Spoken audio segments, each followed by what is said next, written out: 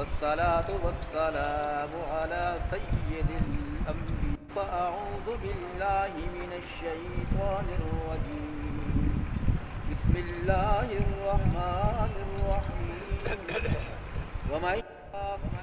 ويرزقه من حيث لا يحتسب ومن يتوكل على الله فهو حسبه إن قدرا صدق الله مولانا العظيم وبلغنا رسوله النبي الأمي الأمين الكامل من الشاهدين والشاكرين والحمد لله رب العالمين.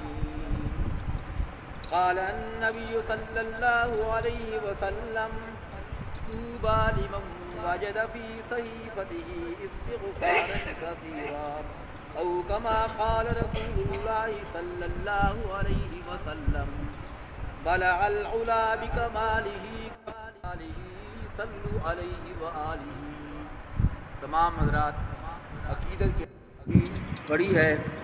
اللہ جل شانہ کی بارگاہ میں دعا ہے کہ اللہ پاک صحیح حق اور سچ کہنے کی توفیق عطا فرمائے. تو حکم کیا ہے اور تقویٰ کیسے کی؟ ویسے تقوی کا لفظی معنی یہ ہے بچنا. اب کس سے بچنا؟ اس کے 4 درجے ہیں. پہلا درجہ یہ ہے تقوی کا کہ شرک و کفر سے شرک سے بچ جانا، کفر سے بچ جانا اور اللہ پر ایمان لانا، اللہ کو وحدہ لا شریک کا نام تقویٰ. ایک معنی قرآن میں یہ بھی موجود ہے، یا ایھا الناس اعبدوا ربکم الذی خلقکم والذین من قبلکم لعلکم تتقون. دوسرا تقویٰ یہ ہے، تقوی کا معنی اے انسان کے حرام کاموں سے بچنا، حرام خوری سے بچنا. حرام کاری اس کا نام بھی تقوی ہے. جو حرام کاری کرتا ہے، حرام خوری کرتا ہے، وہ متقی انسان ہے. تقوی کا تیسرا درجہ یہ ہے کہ ہر عمل کے اندر اللہ کی رضا کو مد نظر، جو کام بھی کر محض اللہ کی رضا. تقوی کا ایک درجہ یہ ہے کہ شرک و کفر سے بچنا. دوسرا یہ ہے کہ حرام خوری اور حرام کاری سے بچنا. اور ایک درجہ یہ بھی ہے کہ ہر نیکی کے کام کے اندر اللہ کی رضا کو بدلنا. ہر کام اس لیے کرنا تھا کہ اللہ راضی. تو اللہ جل شانہ قرآن کے اندر جتنے احکام دیتے ہیں نا، ساتھ یہ بھی ذکر کرتے یہ کام اس لیے میں نے دیا ہے تاکہ تم متقی بن جاؤ، اللہ سے ڈرو اور گناہ کرو. قرآن کے اندر اللہ نے روزے کا ذکر کیا تو فرمایا یا ایھا الذین آمنوا کتب علیکم الصیام کما کتب علی الذین من قبلکم لعلکم تتقون. کہ روزے کا ذکر اس لیے کیا، روزے کا حکم اس لیے دیا ہے تاکہ تم متقی بن جاؤ. قرآن کے اندر اللہ نے قربانی کا حکم دیا تو فرمایا لن ینال اللہ لحومها ولا دماؤها ولکن ینالہ التقوی. قربانی کا حکم اس لیے تاکہ تم متقی بن جاؤ. اور تمہارے قربانی کا گوشت اور خون اللہ کو نہیں پہنچتا، نہ اللہ کو اس کی حاجت ہے، بلکہ تمہارے تقویٰ پہنچتا ہے. پھر آپ صلی اللہ علیہ وسلم نے سینے کے لیے اشارہ کیا، میں التقویٰ اور تقویٰ یہاں سینے کے اندر، یہ تقویٰ ہے. تو قرآن مجید کی آیت کے اندر اللہ پاک تقوی کے 5 فوائد بیان کرتے ہیں. پہلا وَمَن یتق اللہ، جو اللہ سے ڈرے گا اور اللہ کی نافرمانی کو چھوڑے گا، گناہوں کو چھوڑے گا، یجعل لہ مخرجا، اللہ اس کے لیے نکلنے کا راستہ بنا دے گا. اب مخرجہ ذکر کیا، کس سے نکلنے کا راستہ؟ اس کو عام رکھا، ہر مشکل سے، ہر مصیبت سے، مقدمات سے، تنگیوں سے اللہ نکلنے کا راستہ. دوسرا فائدہ تقوی کا یہ ہوگا وَيَرْزُقْهُ مِنْ حَيْثُ لَا يَحْتَسِبُ، اللہ پاک جل شانہ تم کو ایسی جگہ سے روزی دیں گے کہ بندے کے وہم و گمان کے اندر بھی. تقوی کا ایک فائدہ یہ بھی ہے کہ ایسا رزق ملے گا بندہ سوچے گا. ساری دنیا رزق کے پیچھے پھر رہی ہے اور کیا دنیا کے آخری کونے تک پہنچتے ہیں روزی کے لیے. گھر کو چھوڑا، والدین کو چھوڑا، اپنے ملک سب کو چھوڑا، لیکن روزی کے لیے 10 سال تک واپس نہیں آتے. کیوں؟ روزی کی پیچھے. اللہ فرماتا تقوی اختیار کر، میں تجھ کو روزی دوں گا اور ایسی جگہ سے دوں گا لا یحتسب، جس کے بارے میں تو نے کبھی سوچا بھی نہیں ہوگا۔ تقوی کا تیسرا فائدہ وَمَن يَتَّقِ اللَّهَ يَجْعَل لَّهُ مِنْ أَمْرِهِ يُسْرًا، جو اللہ سے ڈرے گا اللہ اس کے کام کے اندر آسانی پیدا فرما دیں گے، یعنی اس کے اللہ مشکل کو آسان، مشکلات کے اندر گھر چکا ہے، مسئلہ حل نہیں ہو رہا لیکن گناہ سے بچ گیا، تقوی اختیار کیا، اللہ فرماتے ہیں میں یسرا آسانی پیدا۔ یہ تین فائدے تقوی کا چوتھا فائدہ، یہ تین دنیاوی فائدے، تمہیں روزی بے شمار ملے گی اور تمہارے مسئلے حل ہوں گے۔ اگر تم مقدمات کے اندر مبتلا ہو چکے ہو، کسی مصیبت کے اندر پھنس چکے ہو، کوئی مسئلہ حل نہیں ہو رہا تو تقوی اختیار کرو، اللہ پاک آسانی کرے۔ اور تقوی کا چوتھا فائدہ وَمَن يَتَّقِ اللَّهَ يُكَفِّرْ عَنْهُ سَيِّئَاتِهِ، اور جو تقوی اختیار کرے گا گناہوں سے بچے گا اللہ پاک اس کے گناہوں کو معاف کرے گا۔ يُكَفِّرْ عَنْهُ سَيِّئَاتِهِ، تقوی کی وجہ سے نا اللہ گناہوں کو معاف کرے گا۔ جب گناہ معاف ہو گئے ظاہر بات ہے وہ جہنم میں نہیں جائے۔ جہنم میں کیوں جائیں گے؟ گناہوں کی وجہ، جب گناہ ہی نہیں ہے، اللہ نے گناہ مٹا دی ہے تو جہنم سے بچ گیا اور اللہ کی جنت میں داخل کریں گے۔ جنت کے اندر کیا مقام ملے گا؟ وَيُعْظِمْ لَهُ أَجْرًا، اللہ اس کو اجر عظیم عطا دیں گے۔ یہ اللہ کا وعدہ ہے کہ اجر عظیم دیں گے، بڑا اللہ اس کو مقام دیں گے، بڑا اجر دیں گے۔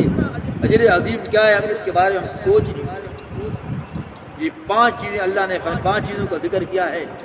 اصل میں اس مقام پہ مفسرین نقل کرتے ہیں حضرت نبی علیہ السلام نے ایک صحابی، نبی علیہ السلام کا ایک صحابی حضرت عوف بن مالک اشجعی رضی اللہ تعالی عنہ، وہ دربار رسالت میں آئے، روتے ہوئے آئے، پریشان حال ہے۔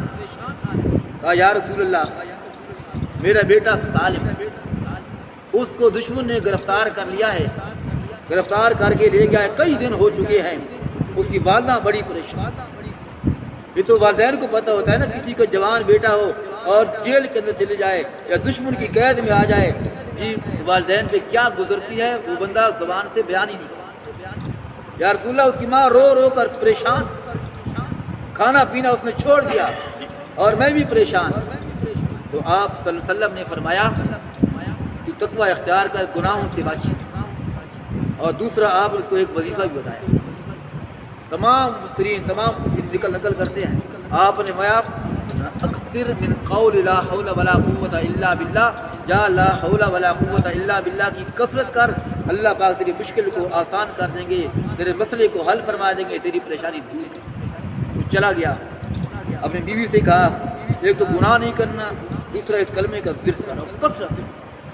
چند دن ورد کیا، اللہ پاک نے اسباب پیدا فرما دی۔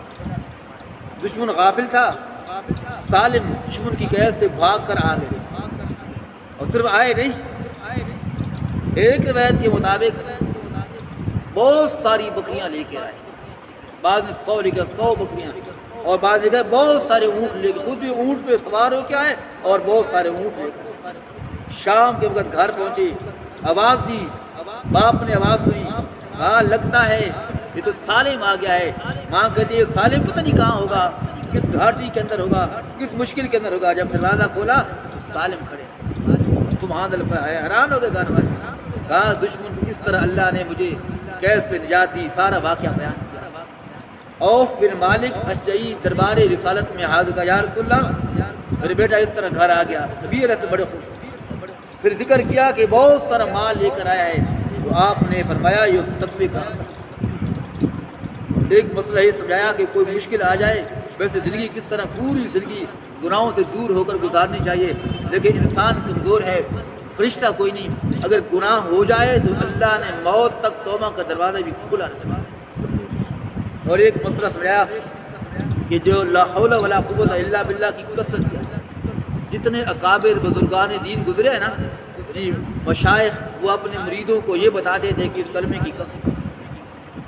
ایک حدیث کے اندر یہ آیا، نبی کریم صلی اللہ علیہ وسلم کا فرمان ہے مشکات شریف کے لیے، وَأَكْثِرُوا مِنْ قَوْلِ لَا حَوْلَ وَلَا قُوَّةَ إِلَّا بِاللَّهِ، لا حول ولا قوت الا باللہ کی کثرت۔ کیوں؟ دواء، یہ علاج ہے، من 99 داء ایسر الہم، 99 مرضوں کا علاج ہے، اور جو سب سے کم بیماری ہے نا فرمایا کہ وہ روحانی مریض، جو ذہنی پریشانیاں ہیں، ادھر ٹینشن ہے، الجھن ہے جی، وہ اس کا علاج بھی ہے۔ 99 مرضوں کا علاج آج سے 1400 سال پہلے نبی کریم صلی اللہ علیہ وسلم نے بتایا یہ اس لیے لا حول ولا قوت الا باللہ کی کثرت ہے۔ اور ایک حدیث کے یوں آیا، آپ نے الا ادلکا، اے لوگوں کیا میں آپ کو نہ بتاؤں ایک ایسا کلمہ نہ بتاؤں، من تحت العرش، جو اللہ کے عرش کے نیچے سے آیا ہے اور وہ جنت کے خزانوں میں سے خزانہ ہے۔ بتاؤ یا رسول اللہ، آپ نے فرمایا لا حول ولا قوت الا باللہ کی کثرت۔ ایک حدیث میں یوں آیا، جب کوئی بندہ لا حول ولا قوت الا باللہ پڑھتا ہے نا، یقول اللہ تبارک و تعالی، اللہ تبارک و تعالی اسلم عبدی واستسلم، کہ میرا بندہ میرا فرما بردار بن گیا ہے، واستسلم، اور اس نے اپنے آپ کو میرے حوالے کر دیا، بندے نے اپنے آپ کو میرے حوالے کر دیا۔ اب دیکھو میں کس طرح، یہ وظیفہ ہے نبوی، اس لیے ہر مشکل کا حل۔ ایک کتاب لکھی ہے ایک مصنف نے، اور اس کتاب کو صرف اس کلمے کا ذکر کیا ہے، اس کلمے کے فضائل ذکر کیے ہیں، اور فضائل ذکر کرتے ہوئے لکھتے ہیں اگر ہمارا کہ دشمن ہے تمہارا، دشمن سے نجات چاہتے ہو تو اس کلمے کی کثرت۔ حضرت مجدد الفسانی رحمہ اللہ، جو اپنے وقت کے بہت بڑے فقیہ تھے، محدث تھے، مفسر تھے، وہ کہتے ہیں کثرت سے مراد یہ ہے کہ 500 دفعہ پڑھو۔ کوئی بندہ کسی مشکل کے اندر مبتلا ہو گیا، کوئی مسئلہ حل نہیں ہو رہا، کوئی بیماریاں ہیں، ہر قسم کے مسئلے کے لیے اس کلمے کا ورد کرو، اللہ پاک آسانی پیدا کرے۔ اور کہ اول آخر دروشی پڑھے، کم از کم ایک تصویر درود کی پڑھے، آخر کے اندر بھی درود کی تصویر پڑھے، پھر یہ کلمہ پڑھے لا حول ولا قوت الا باللہ، اللہ آسانی کرے۔ اس کا معنی کیا ہے؟ اب توجہ کرنا، اس کا معنی یہ ہے لا حول ولا قوت الا باللہ کا معنی یہ ہے کہ میں کوئی نیکی نہیں کر سکتا، لا حول میں کوئی نیکی نہیں کر سکتا جب تک اللہ توفیق نہ دے، ولا قوت الا باللہ، اور میں گناہوں سے بچ نہیں جب تک اللہ نہ بچائے۔ کوئی بندہ گناہوں سے بنی بچ اللہ نہ بچائے۔ دیکھیے اذان ہوتی ہے، دیکھیے اذان ہوتی ہے، حکم ہے اذان کی آواز سنو تو جواب دو۔ کیا جواب دینا ہے؟ جب مؤذن کہے اللہ اکبر تم بھی کہو اللہ اکبر، جب مؤذن کہے اشہد ان لا الہ الا اللہ تم بھی کہو اشہد ان لا الہ الا اللہ، جب مؤذن کہے اشہد ان محمد الرسول تم بھی کہو اشہد ان محمد۔ مؤذن کہتا ہے حی علی الصلاۃ، آؤ نماز کی طرف، کیا جواب ہے؟ اس کا جواب ہے لا حول ولا قوت۔ مؤذن کہتا ہے حی علی الفلاح، آؤ فلاح کی طرف، آؤ کامیابی کی طرف، کیا جواب ہے؟ اس کا جواب ہے لا حول ولا قوت۔ سننے والا یہ کہتا ہے لا حول ولا قوت الا باللہ، تو نے مجھے نماز کی طرف بلایا، تو نے مجھے کامیابی کی طرف بلایا۔ نماز کے اندر واقعتاً کامیابی ہے، لیکن میں نماز کی طرف اور کامیابی کی طرف نہیں آ سکتا ہوں، اللہ مجھے توفیق نہیں دیا۔ اس کا یہ معنی ہے لا حول ولا قوت الا باللہ۔ حدیث کے اندر آیا جب گھر سے باہر نکلو تو دعا پڑھو۔ کیا دعا ہے؟ وہ دعا ہے بسم اللہ توکلت علی اللہ لا حول ولا قوت۔ جب بندہ یہ دعا پڑھ کے نکلتا ہے اور آخر میں کہتا ہے لا حول ولا قوت الا باللہ، تو فرشتہ کہتا ہے کفیتا، تیری کفایت کی گئی ہے، تو شر سے بچا لیا گیا ہے اور اللہ کی مدد تیرے ساتھ آئے گی۔ اس لیے جتنے حضرات موجود ہیں، سامعین موجود ہیں، ایک وظیفہ نبی ہے تو لا حول ولا قوت الا باللہ کی کثرت کرے۔ وضو ہے اس کا وضو نہیں ہے، وہ بیٹھا ہے، فارغ بیٹھا ہے، چل رہا ہے، دکان پہ بیٹھا ہے، جب بھی فارغ ہے اس کلمے کا ذکر کرے، بہت سارے فائدے، بہت سارے گناہ معاف ہوتے ہیں، بہت سارے اللہ درجے بلند کریں گے، اور بہت سارے دینی دنیاوی اللہ اس کے مسئلے حل۔ قرآن مجید کی سورۃ طلاق کی آیت پڑھی ہے، سورۃ طلاق کی آیت کے اندر اللہ نے 5 دفعہ تقوی کا ذکر کیا۔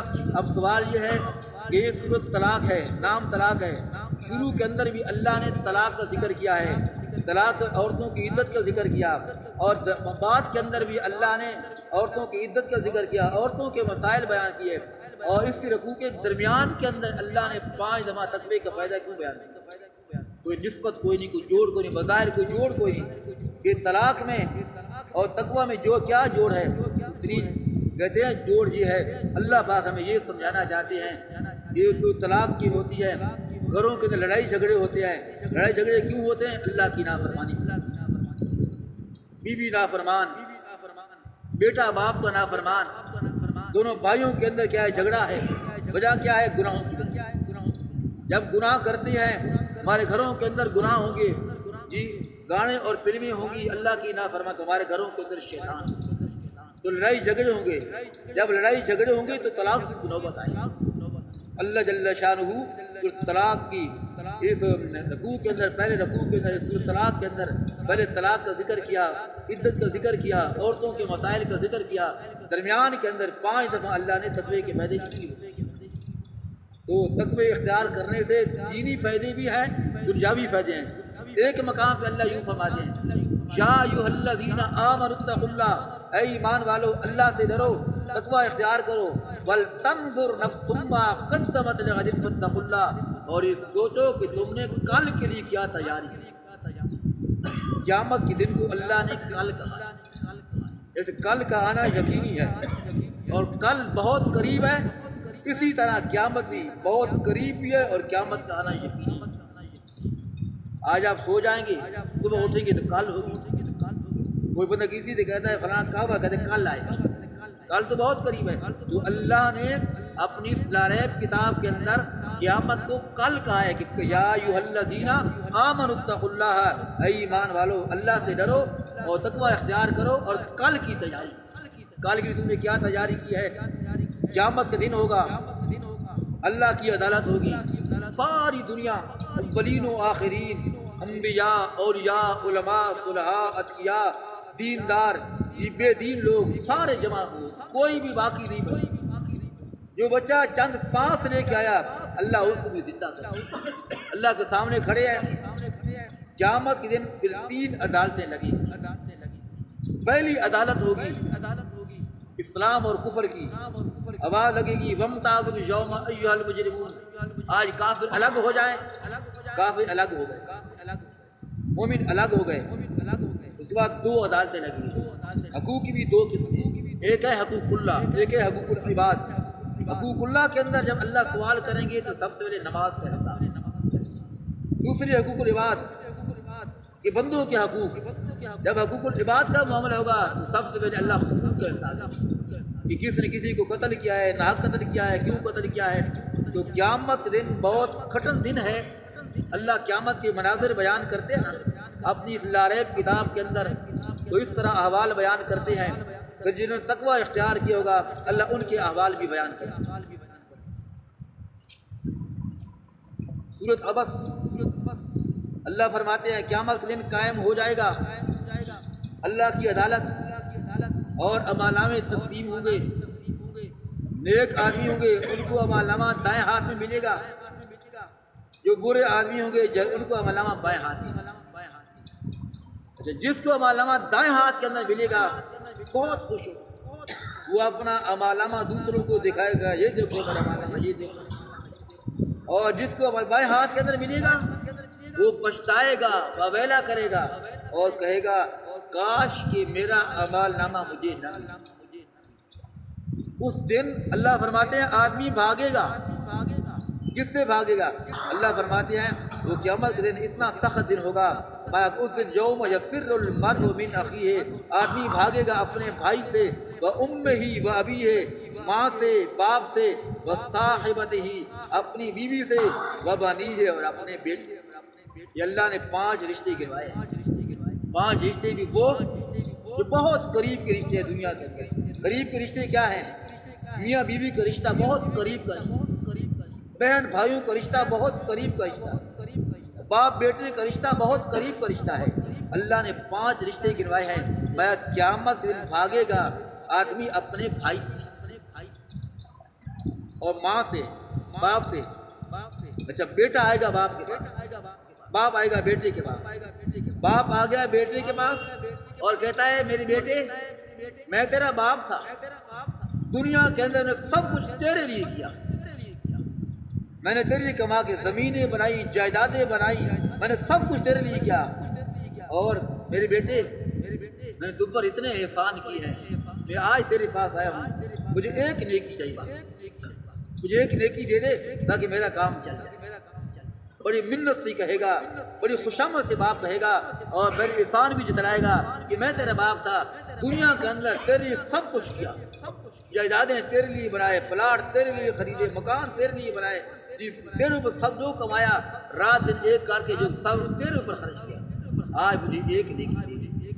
یہ باپ کہہ رہا ہے تو بیٹا کہے گا ابا جان تیری ساری باتیں ٹھیک ہیں، جس طرح تو کہہ رہا ہے اسی طرح معاملہ ہے، لیکن آج جس نیکی کی تجھے ضرورت ہے نا، تجھے حاجت ہے نا، اس کی نیکی کی مجھے بھی حاجت ہے، لہذا میں یہ کام نہیں کرتا۔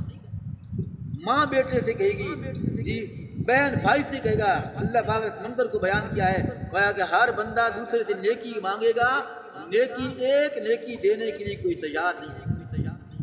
دنیا کے اندر کتنے قریب کے رشتے ہیں جو دور کے رشتے، قریب کے جب رشتوں کا یہ حال ہے تو دور کے رشتوں کے کیا ہوگی۔ ایک مقام پہ اللہ یہ ذکر کرتے ہیں، دو دوستوں کا حال ذکر کرتے ہیں کہ قیامت کا دن ہوگا، دو دنیا کے اندر دوست ہیں نا، کئی قسم کے، اچھی بھی دوست ہیں، بری بھی دوست ہیں، اور ظاہر بات ہے بروں کے دوست برے ہوتے ہیں اور اچھے آدمی کے دوست اچھے ہوتے ہیں۔ تو اچھی دوست ہونے چاہیے۔ اچھے دوست اللہ کی طرف سے ایک نعمت ہے، اچھے دوست اللہ کی طرف سے ایک انعام ہے۔ جو شرابی ہوتے ہیں ان کے دوست بھی ایسے، اللہ پاک دونوں دوستوں کا ذکر کرتے ہیں قرآن کے۔ اللہ فرماتے ہیں قیامت کے دن ہوگا دو دوست جو دنیاوی دوست تھے، محبت تھی دنیا کی وجہ سے، پیار تھا دنیا کی وجہ سے، آج اللہ کی عدالت کے اندر کھڑے ہیں، جن کی دوستی دشمنی کے اندر بدل گئی۔ الاخلاء یومئذ بعضهم لبعض عدو الا المتقین، گویا کہ متقی لوگوں کے ساتھ کوئی دوست نہیں رہے۔ جو دنیا تقویٰ کی بنا پر جو دوستی قائم ہے نا، وہ دنیا کے اندر بھی قائم ہے اور قیامت کے دن بھی اسی طرح دوستی قائم رہے گی۔ لیکن جو دنیاوی دوست ہیں، اللہ فرماتے ہیں حتیٰ اذا جاءنا، حتیٰ کہ جب وہ ہمارے پاس آئیں گے میدان معاشر میں، قال یا لیت بینی وبینک بعد المشرکین، ایک دوست دوسرے دوست سے کہے گا تجھ پر لعنت، تو نے میری آخرت خراب کی، میں تیرے پیچھے چلتا رہا، تو جو کہتا تھا میں تیری مانتا رہا، تو نے میری آخرت خراب کی، کاش کہ دنیا کے اندر تیرے اور میرے درمیان اتنا فاصلہ ہو، بعد المشرکین، اتنا مشرق سے مغرب کا، تو مشرق میں کے اندر ہوتا تو میں مغرب میں ہوتا، اتنی دوری ہوتی، تو میرا دوست نہ بنتا، تو میرا دوست بنا تھا، تو نے میری آخرت کو خراب کیا، فبئس القرین، تو کتنا برا ساتھی۔ دنیا کے اندر تو کہتے تھے تو میرا اچھا دوست ہے، گہرا دوست ہے، جہاں تیرا پسینہ گرے گا وہاں ہمارا خون گرے گا، اور دوستوں کے پیچھے جان دے دیتے ہیں، تن من دھن قربان کر دیا۔ آج آخرت ہے اور اللہ کی عدالت ہے اور کیا ہے، لعنت کر رہے ہیں۔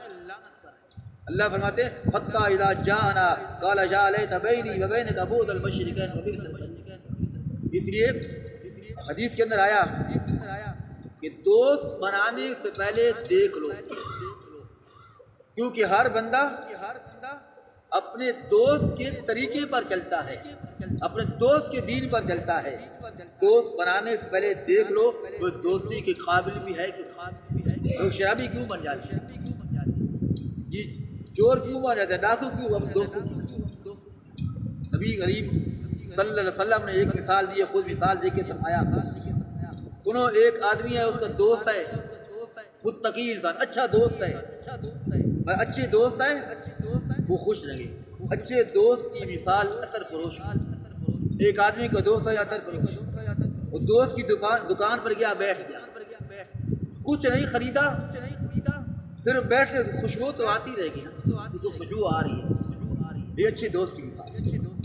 جو برا دوست ہے، برے دوست کی مثال لوہار کی بھٹی، وہ لوہار کے پاس جا کے بیٹھ گیا، اس نے بھٹی جلائی، اس نے لوہے کو کوٹا، ٹھک ٹھک کی آواز ہے، کچھ نہیں کیا، لیکن دوست کی دکان پہ بیٹھا ہے، یہ دھواں ہے، کپڑے تو کالے ہوں گے، اور مایا کہ ٹھک ٹھک کی آواز سے اس کے کان تو خراب ہوں گے نا۔ دیکھیے نوح علیہ السلام تو بسن اللہ کے نبی ہے، نوح علیہ السلام کا بیٹا ہے، دوستی کافروں کے ساتھ ہے، پیغمبر کے گھر میں پیدا ہوا دوستی کافروں کے ساتھ ہے اور ساری زندگی کافروں کے ساتھ گزاری، آج بھی کافروں کے ساتھ کھڑا ہے، قیامت کی زندگی کافروں کے ساتھ اٹھائے گا اور کافروں کے ساتھ جہنم میں۔ اس تصویر کا آپ دوسرا پہلو دیکھیے، یا اصحاب کہف کو کتا دیکھو، نیکوں کے ساتھ چلا، غار والے غار کے اندر داخل ہوئے اور کتا چوکھٹ پہ بیٹھ، دروازے پہ بیٹھ۔ جہاں اللہ نے نیکوں کا ذکر کیا نا، اللہ نے ساتھ کتے کا بھی ذکر۔ اگر وہ 3 ہے تو چوتھا کتا ہے، 4 ہے تو 5واں کتا ہے، اگر وہ 6 ہے تو 7واں ان کا کتا ہے، اگر 7 ہے تو 8واں ان کا کتا ہے۔ کیوں؟ کتا نیکوں کے پیچھے چلا تھا۔ جہاں اللہ نے نیکوں کا ذکر کیا وہاں اللہ نے کتے کا بھی ذکر کر دیا۔ اور نوح علیہ السلام کا بیٹا، پیغمبر کا بیٹا ہونے کے باوجود دوستی اور یاری کافروں کے ساتھ تھی۔ جہاں اللہ نے اپنی کتاب کے اندر کافروں کا ذکر کیا وہاں نوح علیہ السلام کے بیٹے کا بھی ذکر کیا، کافروں کے غرق ہونے کا ذکر کیا تو نوح علیہ السلام کے بیٹے کا بھی غرق ہونے کا ذکر۔ نوح علیہ السلام پکارتے کہتے میرے بیٹے آ جا، کافروں کا ساتھی نہ بن، لیکن کافروں کو ساتھی بنا رہا، کافروں کے ساتھ۔ میں بتانا یہ چاہتا ہوں دنیا کے اندر اچھے دوست بھی ہوتے ہیں، اچھے دوست بنانے چاہیے۔ اچھے دوست اللہ کی طرف ایک نعمت ہے، اور اچھے دوست جیسے دنیا کے اندر ہے قیامت کے دن بھی اس طرح اکٹھے ہوئے، اور جو برے دوست جب مر گیا بس ختم، کیونکہ دوستی ختم، اور قیامت کے دن ایک دوسرے میں لان تان۔ تو حدیث کے اندر آیا کہ ہر بندہ دوست بنانے سے پہلے قیامت کے دن اللہ پاک نے متقیوں کو ایک مقام پہ ذکر کیا ہے، متقیوں کو تقوی کا ذکر کیا ہے۔ قرآن مجید کی صورت حدید ہے، اللہ قیامت کا ایک منظر بیان کرتے ہیں، وہاں پر اللہ پاک عجیب و غریب بیان کرتے ہیں۔ قیامت کے دن ہے، قیامت کے دن مختلف صورتیں ہوں گی، مختلف حالتیں ہوں گی۔ ایک میدان معاشر کے اندر ایک پل صراط بھی ہوگی۔ پل صراط کیا ہے؟ اور جو پل صراط ہے وہ بال سے زیادہ باریک اور تلوار کی دار سے زیادہ نیچے جہنم ہے۔ اس پل صراط کو لوگوں نے عبور کرنا ہے، لوگ عبور کر کے جائیں گے تو مختلف گروہ ہوں گے۔ مسلم شریف کی حدیث کے اندر 5 ذکر آئے۔ ایک گروہ آئے گا جو پل صراط کو عبور کرے گا جیسے بجلی کی طرح، دوسرا گروہ آئے گا پل صراط کو عبور کرے گا آندھی کی طرح، ایک گروہ آئے گا پل صراط کو عبور کرے گا تیز رو گھوڑے کی۔ نیک لوگ گزر گئے، پل صراط پار کر لی، جہنم سے بچ۔ اب باری آ گئی منافق آ گئے۔ جب منافق گزریں گے نا، ایمان والے تو گزر گئے، منافق بھی ان کے پیچھے سے گزریں گے۔ جب گزرنے لگیں گے ان کے آگے اندھیرا چھا جائے گا۔ اللہ پاک اس کتاب کے اندر فرماتے ہیں یوم یقول المنافقون والمنافقات للذین آمنوا، اس دن منافقین اور منافق مرد اور منافق عورتیں آواز دیں گی ایمان والوں کو، اے ایمان والو انظرونا، ذرا ہماری طرف دیکھو، نقتبس من نورکم، تاکہ تمہارے نور سے ہم بھی کچھ فائدہ اٹھا لیں۔ تمہارے پاس نور ہی نور ہے، ہمارے آگے اندھیرا ہے۔ تو ان سے کہا جائے گا نور یہاں سے نہیں ملتا ہے، ہم نور پیچھے سے لے کے آئے ہیں، تم واپس چلے جاؤ وہاں سے جا کے نور لے کے گیلا۔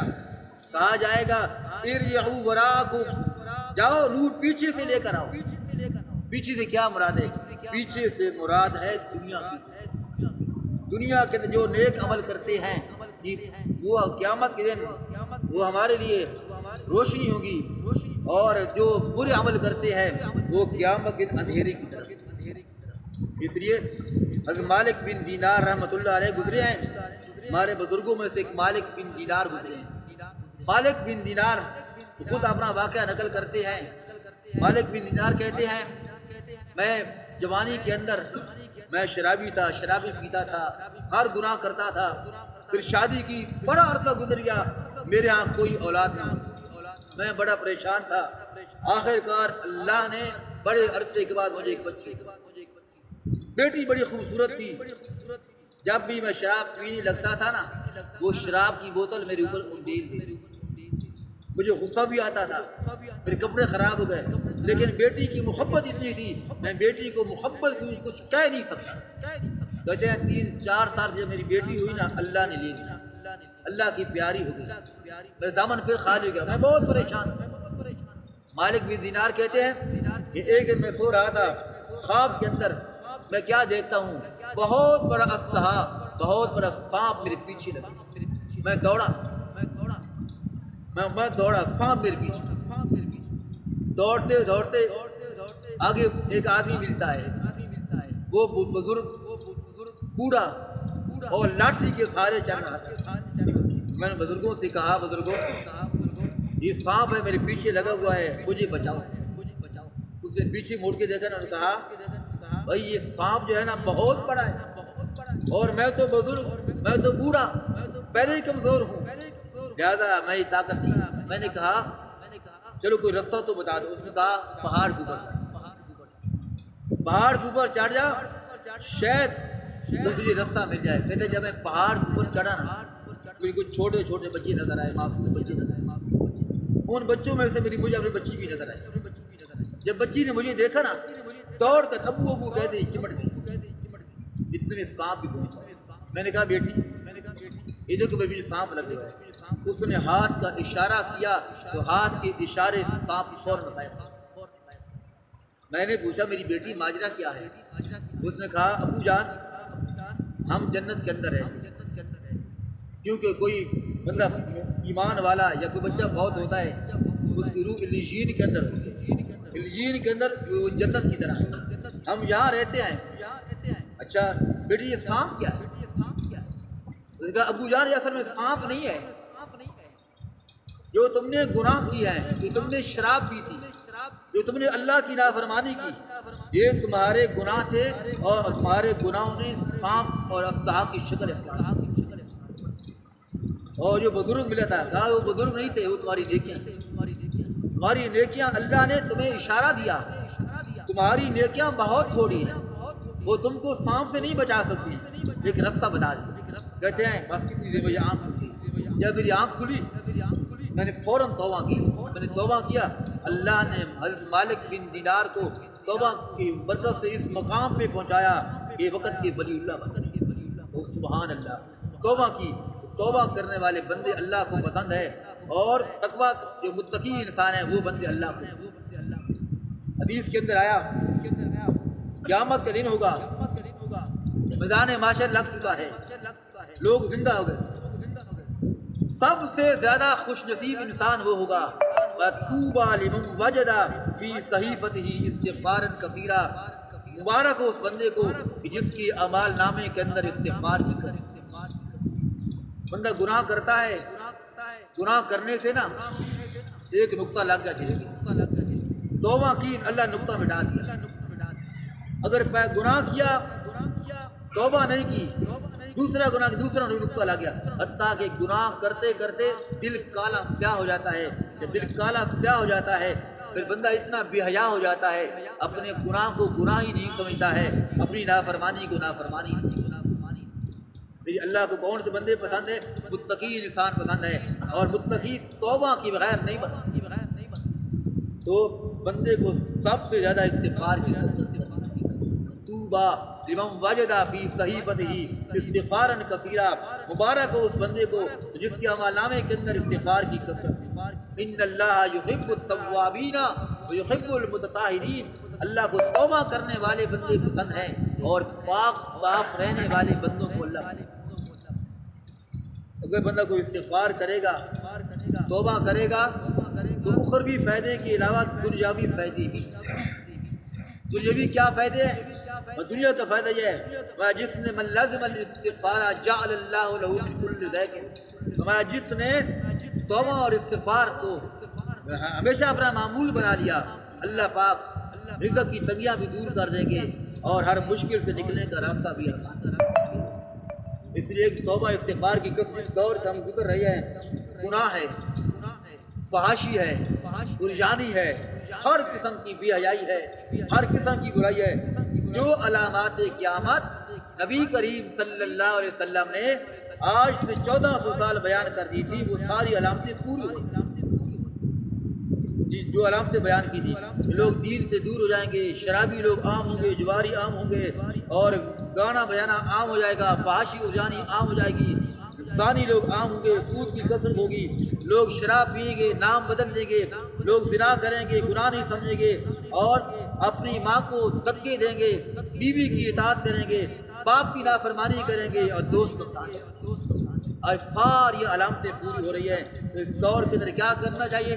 اس دور کے اندر ہمیں صحیح دین کو سمجھنا چاہیے، علماء حقہ کی پیروی کرنی چاہیے، اور قرآن و سنت کی اتباع کرنی چاہیے، اور ہر نیکی کرنی چاہیے۔ یاد رکھیے، ہر نیکی جو ہے نا وہ قیامت سے نور ہوگی، اور گناہ اندھیرا ہوگا۔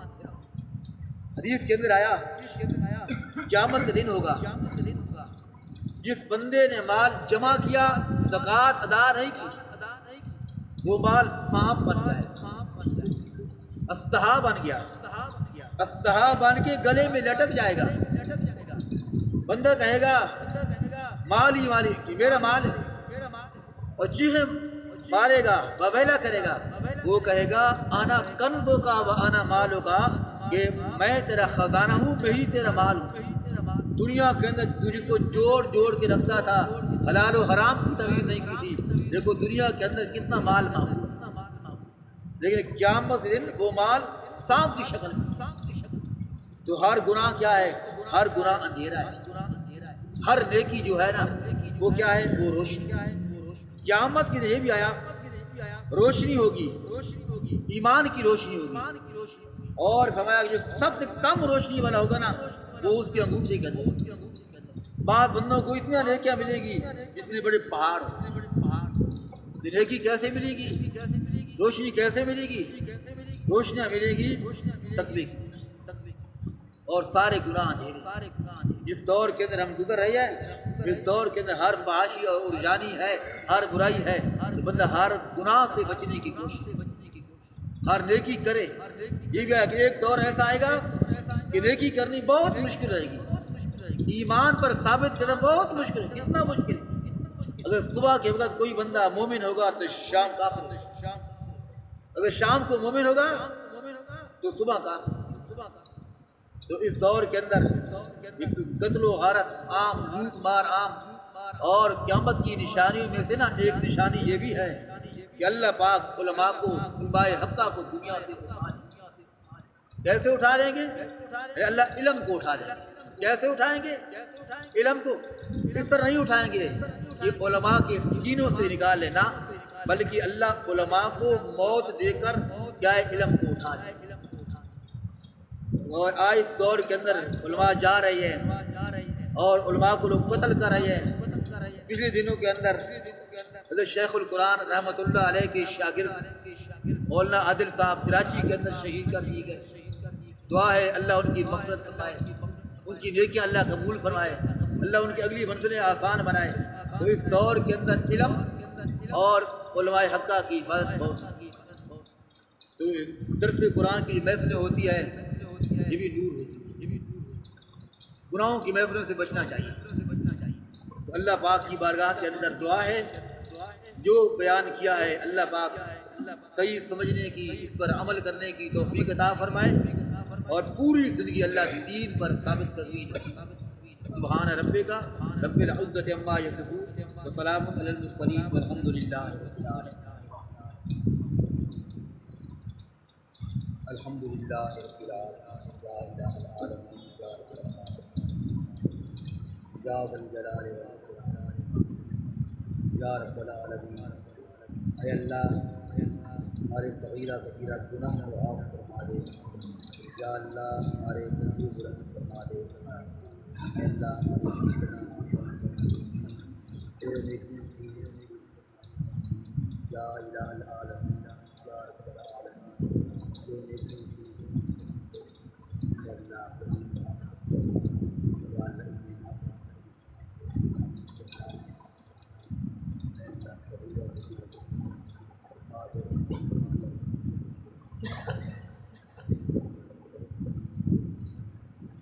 صلی اللہ علیہ وسلم۔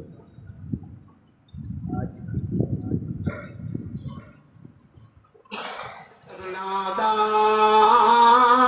في الظلمات لا الہ الا انت سبحانک انی